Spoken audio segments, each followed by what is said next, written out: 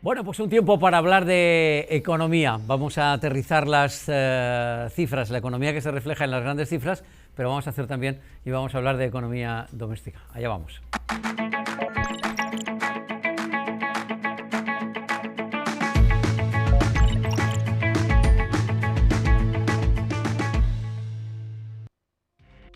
Venga, vamos a aterrizar la economía. Bueno, pues que precisamente ahora se me va a atragantar, es la hora de comer. Vamos a ver. Primero, que las cifras no son todo lo malas que pudiera parecer hace un tiempo, vamos a verlo.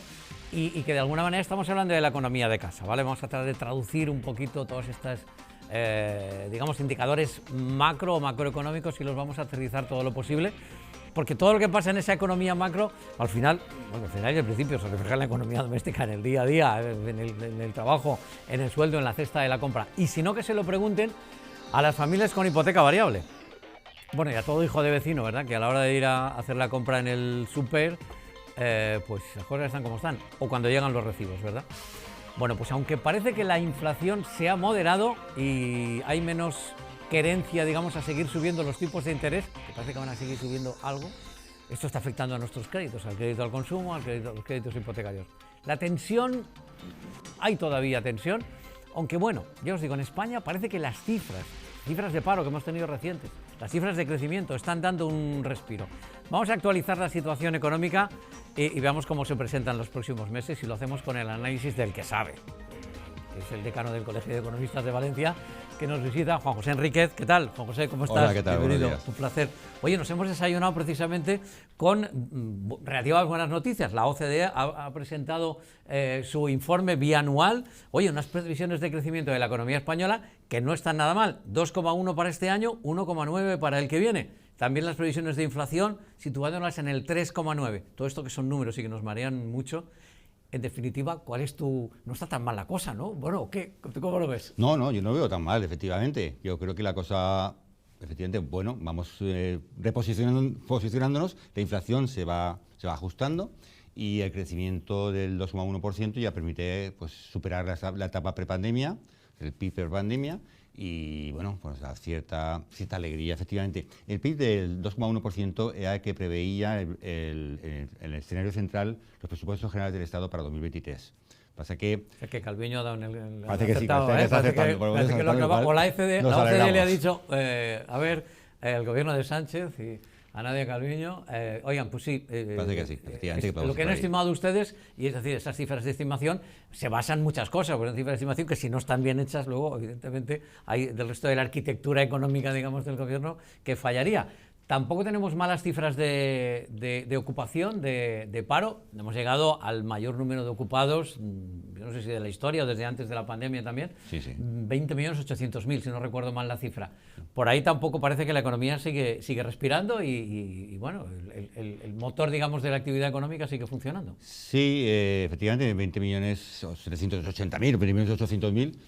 Creo que es el récord de afiliación a la seguridad social, estamos aumentando, ¿no? Otra cosa son las cifras de paro y si comparamos las de España con el resto de Europa. Eso, bueno, aquí siempre vamos mal. Las cifras de paro, se han reducido el paro en el último año en orden de 180.000 personas, que tampoco está mal, pero efectivamente siempre estamos muy por encima de la media europea y sobre todo seguimos siempre en porcentajes muy altos. Porque aparte de que comparativamente estemos mal, es que en términos absolutos un 12%, un 11%, un 12% de paro no es una cifra admisible, no deberíamos, por tanto, estar satisfechos en absoluto. Pero bueno, al menos no estamos peor que estábamos, sino que vamos mejorando, pero muy poquito a poquito. Desde luego. Y ves cómo están otros socios europeos, como Alemania, que está ahí quedándose casi en esta inflación. Y ves por otro lado que China va tirando en el crecimiento y dices, bueno, ¿qué puede pasar en los próximos meses? Ya se nos lo ha dicho varias veces que Juan José no tiene la bola, pero tienen los análisis, eso sí. Bueno, pues vamos a hablar también vamos a aterrizar también, hablábamos de si el gobierno de Pedro Sánchez había acertado, no, Nadia Calviño y su equipo habían acertado con las previsiones, las previsiones del gobierno eran, digamos, ajustadas. Vamos a hacer un poquito de política ficción, ¿vale? Ya sé que es un ejercicio complicado, pero vamos a notar el cambio del gobierno del Partido Popular en la Comunidad Valenciana, de qué manera, digamos, un gobierno que viene con, digamos, con un ideario un tanto más liberal en lo económico, que sería el del Partido Popular en la Comunidad Valenciana. ¿Qué cambios crees tú que puede implementar y en qué lo podríamos notar cuando arranque el gobierno de Carlos Mazón en el verano? a finales de julio. Vamos a ver, parece que claramente deberíamos notarlo, porque las promesas son de hacer unos ajustes de impuestos notables en una línea muy distinta a la que ha seguido el gobierno de Botanic. Por tanto, sí que deberíamos notarlo en un plazo breve, relativamente breve, porque nos prometen bajar el impuesto sobre sucesiones, o incluso eliminarlo en padres-hijos, eliminar el impuesto sobre patrimonio a expensas de qué ocurre con el impuesto sobre las grandes fortunas, porque claro, eliminar el impuesto sobre patrimonio en Valencia, si sigue existiendo el impuesto de grandes fortunas a nivel general, no tiene sentido. Al final una cosa que libra. Claro, porque además entonces la recaudación sería al Estado en lugar de la Comunidad Valenciana, no tendría sentido, ¿no?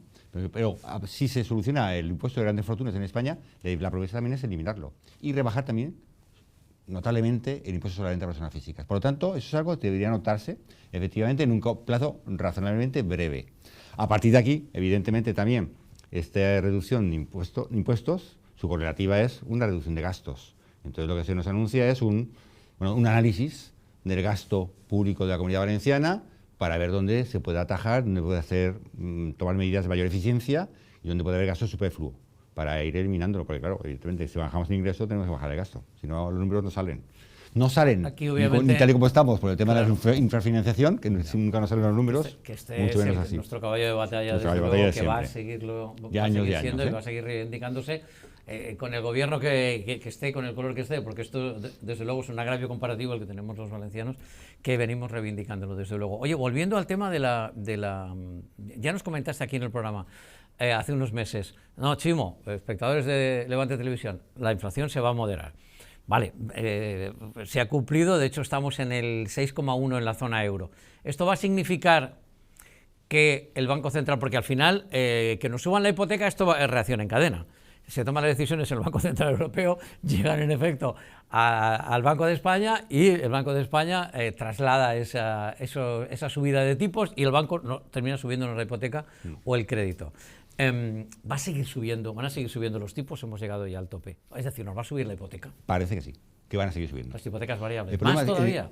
Sí, en España estamos mejorando mucho la inflación. El índice general, en la subyacente seguimos altos, pero el índice general... Estamos en la subyacente 6,1, pero la general 3,2 el último mes. 3,2. Es que estamos muy bien. Y ojo, junio. Junio podemos llevarnos una gran sorpresa, porque el mes de junio del 2022... la inflación de ese mes fue el 1,9, solamente ese mes. Lo cual significa que si este mes de junio tuviésemos una inflación, por ejemplo, de 0,3, bajaría la inflación del año un 1,6. Porque claro, la inflación se va sumando mes a mes. Interanuales, por el salto de escalón. Por lo tanto, este mes podríamos tener la alegría de bajar ponernos en un entorno del 2%, 2 y pico. A partir de ahí, España está muy bien posicionada para acabar el año con una inflación en el entorno del 3%. Lo cual sería fantástico, sobre todo si la subyacente conseguimos que está bajando, ha bajado 1,5 puntos ya en lo que llevamos de año, si sigue bajando, que lógicamente debe bajar. Si el índice general baja, la subyacente tiene que converger.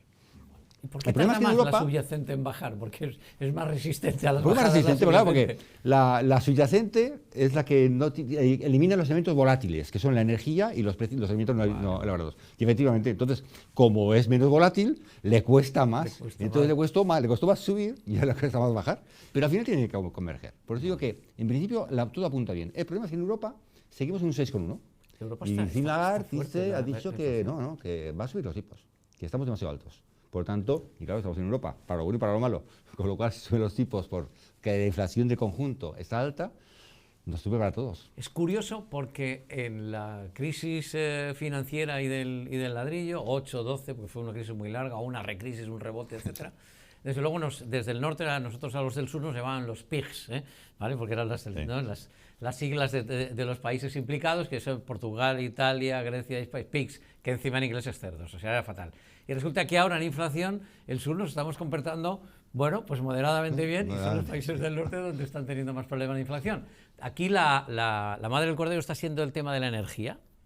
¿Te parece? O sea, ¿por qué hemos contenido nosotros mejor la inflación que los países del norte? La única diferencia sería el tema de la excepción ibérica y los temas energéticos, ¿no? Ha podido funcionar bien. Sería lo único. También nosotros saltamos más rápido y luego estamos bajando más rápido. Parece que por algún motivo, por la forma de formación de los precios en España, en Portugal y demás, hemos sido más rápidos en crecer y más rápidos en bajar. Entonces parece que efectivamente van detrás, pero también bajarán. Igual que la inflación subyacente va a converger, parece que también convergeremos todos en la inflación. Por lo tanto, no parece que vaya mal, pero todavía tenemos tipos de inflación muy altos en la Unión Europea y Christine Lagarde amenaza y va a cumplir que va a subir tipos. Otro 0,25 o Sí. así. Bueno, contamos que, ya que estamos hablando de año en año, hacemos los balances de año en año, claro, es que hace un año teníamos los tipos todavía al 0, o al 0 Sí, sí. poquísimo, Pues sí. y ahora los tenemos al 3,5. Es que la subida ha sido Es que brutal. la subida ha sido rapidísima. Y aún si van a subir 0,25 o 0,50, se van a poner los tipos al 4%. Claro, estamos ahora en 3, el Euribor a 12 meses estamos en el ahora en el 3,86%, ¿eh? Con lo cual, en poco vamos a estar en 4 y pico. Se prevé que los hipotecarios se van a poner al 5% ya. No son tipos demasiado altos históricamente. Lo que pasa es que como venimos de una etapa de tipos tan bajos, incluso negativos, el mínimo estuvo, si no recuerdo mal, en enero de 21 en un menos 0,5. Menos medio punto, ¿eh? Claro. Entonces venimos de un histórico ahora muy reciente que nos deja, bueno, con un 3 o un 4% tiene un impacto muy notable en las hipotecas, porque hay muchos saltos y porque ha sido rapidísimo. Ese es el problema, la rapidez con que se ha elevado. Porque por lo demás son tipos razonables en el histórico. Pero Claro, el histórico uno se acuerda de los años 80 también, Bueno, y ya. Juan José, que tiene ya también unos años seguro. Sí, bueno. Claro, y recuerdo haber pagado créditos al consumo 12, 14%. Esto sería una barbaridad. Y créditos hipotecarios en el 8, 10%. Claro, dices, bueno, ya en el histórico, pero caray, es que hemos tenido los créditos de hipotecas variables y por eso en general se estaba contratando mucha hipoteca variable.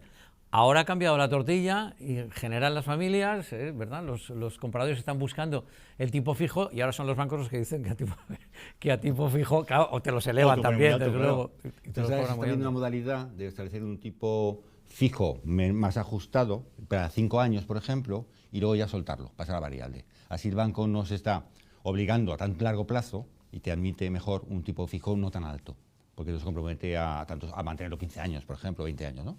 Entonces se está viendo esa modalidad. Tipo fijo durante un tiempo y luego ya veremos qué pasa, a variable. Bueno, pues tenemos en principio los indicadores macro que van llegando, digamos, a la economía doméstica, que nos dan cierto respiro. Es verdad que el asunto de las familias, las personas que tengan estas hipotecas variables ya habrán hecho sus cálculos y si no que vayan al banco y desde luego los hagan porque va a haber una previsión todavía de algo más de subida y destinen esos fondos pues para tirar para adelante con la hipoteca, porque si no realmente va a estar más complicado. Y luego que si las promesas que han hecho en campaña electoral, como está Juan José trasladándonos, el Partido Popular, de bajadas de impuestos, aunque da la sensación de que las bajadas de impuestos, por lo que decía, quiero decir, no van a llegar a la clase media o a la clase media baja. Parece que es una bajada de impuestos de clase media alta. La sensación que da. A ver, el impuesto sobre sucesiones y, Bueno, patrimonio estos afectan. afecta a clase media alta. Bueno, para arriba. patrimonio sí, y sucesiones también. Y Claro. sucesiones también. Entonces, por ahí efectivamente el impacto no es extendido. Otra no cosa es es si generalizado. retocan otros impuestos tipo, que Pero- se el IBI, este tipo de impuestos más. El IRPF, por ejemplo, el IRPF sí que IRPF quieren sí, tocarlo. IRPF Y el IRPF lo tocarían y podría afectar a, bueno, yo creo que a una parte de la población muy amplia. Por tanto, es que tendría un efecto para todos. También, por ejemplo, se habla de tocar el impuesto sobre transmisiones patrimoniales, el TPO que tributamos cuando compramos una vivienda usada, ese 10% Ese que pagamos, 10%. que es un coste elevadísimo, la verdad, ¿no? Cada vez que se compra una vivienda usada, un 10%. Es de las más caras que Es de tenemos. las más en España, ¿no? caras de España. Pues ahí, por ejemplo, también el planteamiento del Partido Popular es hacer una especie de escala progresiva. Es decir, una vivienda hasta 200.000 euros, pues pagar un 6%. Otra hasta 500.000, entonces pagar un 7%. Un Así. futbolista que se compra un chalet donde sea por 3 millones de euros, Pues ahí, si paga el 10 o paga el 11. Pues paga usted el 10, pero claro, la vivienda de 60.000 euros o de 80.000 euros en una localidad pequeña o tal o cual, porque en Claro. Valencia ya viviendas de 80.000 euros realmente No, es muy difícil efectivamente. de encontrar. Pero pagar un Pues 10% claro, efectivamente encarece mucho. Y además dificulta la movilidad de las viviendas, que también es ventajoso para todos, que sea más fácil vender y comprar viviendas y se puedan moverse un poquito. Por ejemplo, los matrimonios que tienen ya, que los hijos tienen cierta edad, los hijos ya no están en casa y dicen, no, ahora vendo mi casa, porque es una casa un poquito grande, y me compro una vivienda más pequeñita y ahorro gastos y tengo un diferencial, por ejemplo. ¿no? Es una operación muy una normal. operación Claro, entonces viene razonable. encarecido por ese 10%. Tanto en la venta, el que compra un 10%, como yo lo compro y pago un 10%. Entonces, todo eso, bajar los impuestos a un tipo. En Madrid siguen al 6%. En Valencia estábamos al 6% hace muchos años. Ojalá. Pero primero que baje algo. Eso sería muy ventajoso para todos. Bueno, pues vamos a seguir desde luego con atención los primeros pasos que da el nuevo gobierno a partir de finales de julio en la Comunidad Valenciana y a ver qué es lo que ocurre también el 23 de julio. En todo caso, los indicadores a nivel de país no están siendo malos, desde luego, porque se auguraba realmente una etapa muy negra con la guerra de Ucrania y el post-COVID. Y oye, ahí vamos tirando y además impulsando de alguna manera también la industria en nuestro territorio, que nos ha venido también muy bien y más que nos vendrá. Juan José Enrique, gracias por acompañarnos, un placer. Muchas gracias. Muchas gracias. Bueno, ponemos punto y final al programa por hoy, no sin antes contaros la previsión del tiempo, que parece que el día viene con lluvias. Nos lo cuenta Penélope Maestro. Hasta mañana, que paséis una tarde muy feliz.